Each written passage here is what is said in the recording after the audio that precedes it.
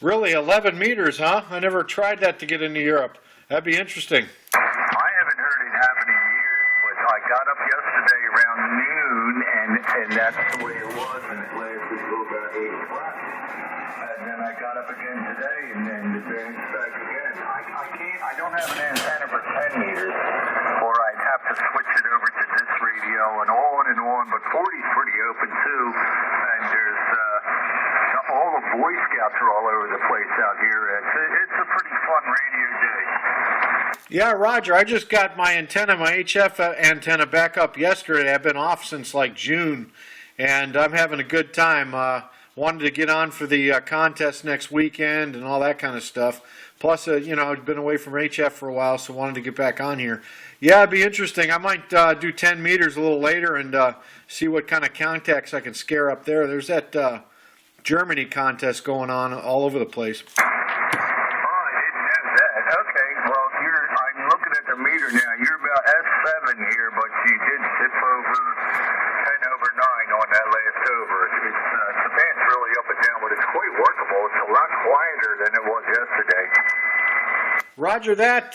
You're about an S9 to an S20 there. What are you running? I'm running barefoot. It's an old, God, it's going to be 25 years old at least. I'm running an ICOM 761.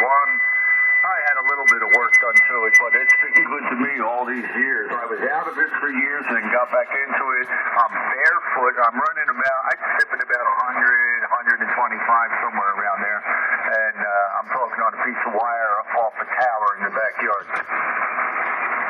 Yeah, Roger that. It's doing the job for you. I got a G5RV up at about 30 feet, and I want to get a 10 and a 20 double bazooka up there this weekend, but I haven't had time. I'm running an ICOM 7410 barefoot at 100 watts. I really love the ICOM. The only thing I notice with it is sometimes I turn it on and the light doesn't come on the dial right away.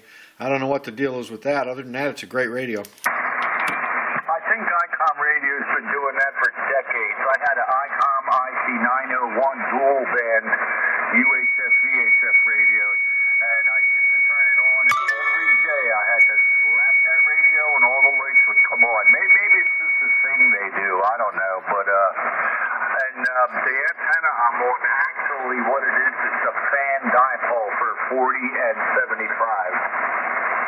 Roger, I've heard a lot about those fan dipoles. It's doing the job for you. Yeah, as long as that light comes on, I don't care, but it's done that a few times. When you turn the radio on, it just stays dark, and then eventually it kind of clicks on there. The radio is only about 2 years old, but, you know, as long as it comes on all the time, I guess I don't care there, over.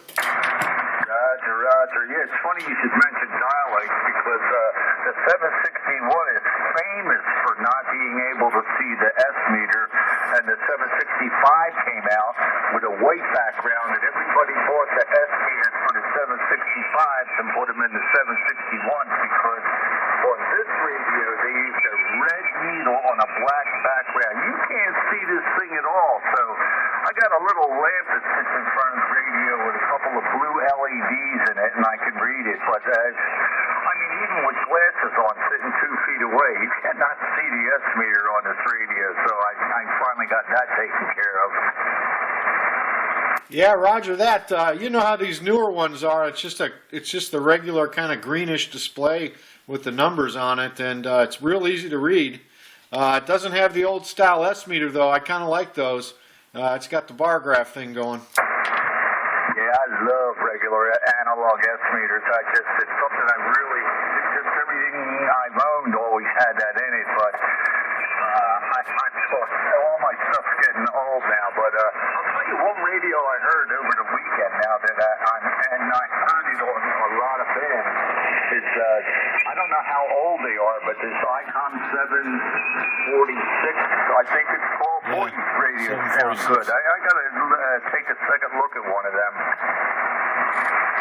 Yeah, Roger, that's a pretty good radio there. I wanted to get like an aftermarket analog S meter and plug it into this thing, but I don't think they make one that would work there, over. A buddy of mine's making this little modification that works pretty much on any radio. It works off of the first IF stage, and when you're all done, it's a simple modification. When you're all done, it's got a USB connector on it, and you plug it into a laptop, and it's got the whole, you know what the waterfall is, right, where you can see like half a megahertz of the whole band at once, and it's really easy and cheap to build, and I saw it work. It's quite impressive. I was thinking about having it done to this radio too, but it would be my luck that I'd finally get it done and then it would quit on me.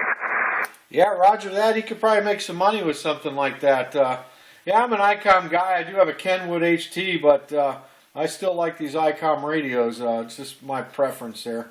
Yeah, you're still coming in about an S9 there. You haven't varied much. Cool. It's just one of them days. It's been like that all over the place. I was talking to this guy in Holland, man. He got so excited. I thought he was going to just fall right over backwards. But I've worked about 8 countries in Europe so far. And the ICOMs, I've had 2 or 3 ICOM 735s, which is the radio. It was supposed to be a mobile out of the late 80s, early 90s. That was like the smaller version of the 761. They're both the radios that ICOM got used like crazy over by Yaesu and Holland. But anyway, they're nice keepers.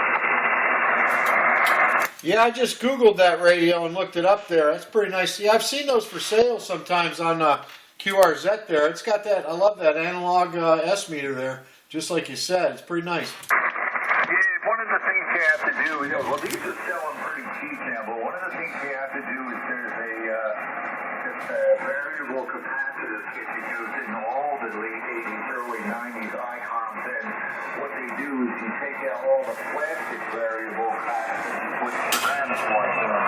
If you have that mod done, man, these radios just seem to last forever. My power supply in this one went out to lunch, and instead of replacing it for a ridiculous price, I just put an Astron 50 amp on it, and it just runs fine. Yeah, Roger, that's the best way around something like that. No sense spending the money there when you don't have to. I'm going to try 10 meters in a little while here, see where I can work there. I was real surprised 40's been doing this good today. Yeah, I'm on 40 a lot. I have a good time here, but like I said, I can't really get to 10 right now, but on this radio. But my other radio is that I'm having. I got a vertical up for that. I'm having a ball with that. I just got both of them on, and I got to be careful which microphone I grab. Over.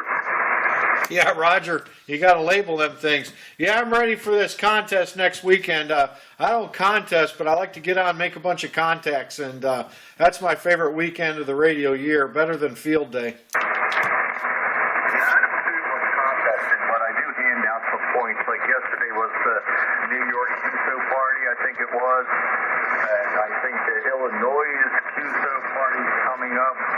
We in Pennsylvania had our QSO party, and Arizona had theirs on the same day, and it was on 10/10. So it's like the bands were totally wild that week. That was last weekend when it was 10/10.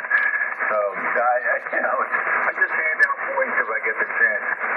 Yeah, Roger, I moved from Texas to Virginia, so I have no idea when they have their QSO party, but people are a lot more happy to talk to Virginia than they are Texas. Virginia is one of the tougher states there, like Connecticut and all that stuff. Yeah, we're pretty close to each other. I'm surprised it's working as good as it is, but like I said, the bands are just nuts this weekend. I'm loving it. I worked a bunch of Texas stations yesterday, and they were pretty nice guys, man. It seemed like they were having a good old time down there. N3IUO. Yeah, N3IUO, N5XTC. Yeah, I want to get an amp for this thing and get me a beam and all that stuff, but just haven't had time to do anything more than that G5RV up there. Over. I have a Heathkit SP220 sitting on the floor here with a Peter Dahl supply. This thing will do like 2 kW out if you really push it, but I'm having a lot of fun with 125 watts. This radio's turned up just a little bit, and I'm having a good old time with it. No need to really change too much. And also the fan dipole for 40 and 75 actually tunes up pretty good on 20 meters also, but I can't rotate it. But it's enough for me. I'm having a good time. I'm ready for winter. Yeah, Roger, I was ready for 10 to open up. That's kind of my favorite band there. So it was good, getting this thing up there yesterday. It was nice talking to you there, Randall, and hopefully we'll catch you on here again. Nice having a QSO instead of a signal report there. I enjoyed it. N3IUO, this is November 5, X-Ray Tango Charlie. Okay, it's been very nice to meet you. I'm having a good time. I hang out on this frequency from time to time when Nihilism 8 Atomic Dog is on, and I talk to him from time to time. But anyway, yeah, have a good time, man. And if you just put all that stuff up, it's definitely working for you. Don't touch anything. 73, have a good holidays coming up, and I'll talk to you later. N3IUO. Roger, nice meeting you there. November 5, X-Ray Tango Charlie. Gotta log this in. Nice guy. You meet some cool people on here. No, wait a minute. 54. Hello. K2 UFT.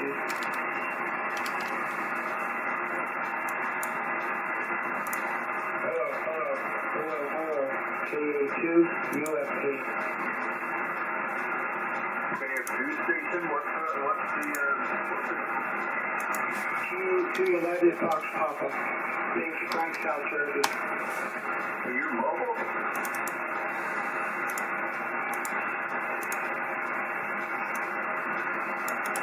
Did you say you're mobile? KTH. No, I'm not mobile. Okay, the vein is really up and down. I think we're pretty close. I don't know if this is going to work or not. I'm outside of Philadelphia here. What's the name?